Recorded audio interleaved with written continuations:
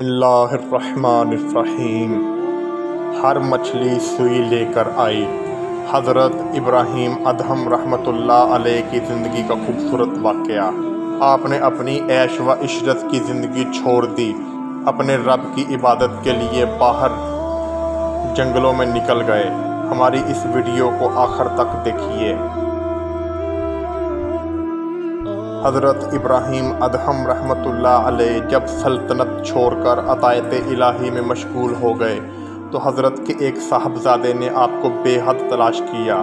آخر ایک دفعہ دیکھا کہ حضرت دریا کے کنارے درخت کے سائے میں بیٹھے ہوئے اپنا کپڑا سی رہے تھے۔ صاحبزادے نے سلام کے بعد عرض کیا، یہ کیسی زندگی آپ نے اختیار کر لی ہے؟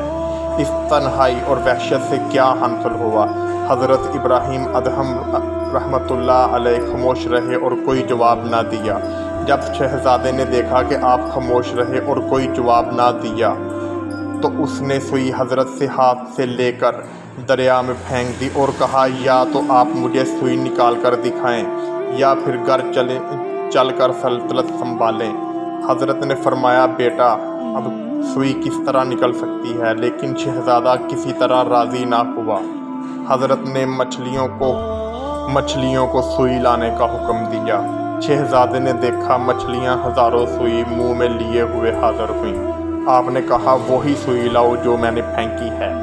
اتنے میں ایک بہت بڑی مچھلی نے نمودار ہو کر کہا، میں اس سوئی کو حضرت خضر کے بطور تبرک لیے جا رہی تھی، حضرت کے احترام میں واپس لائی ہوں۔ شہزادہ اس واقعہ سے بہت متاثر ہوا اور عرض کی، میں نے اللہ اور اس کے رسول صلی اللہ علیہ وآلہ وسلم کی محبت میں حائل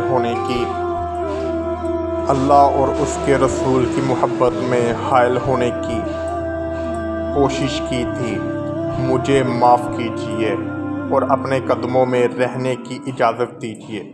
حضرت شیخ نے فرمایا، بیٹا تم واپس جاؤ اور اپنے پروردگار کی یاد میں وقت گزارو جو سب پر رحم کرنے والا ہے۔ سبحان اللہ۔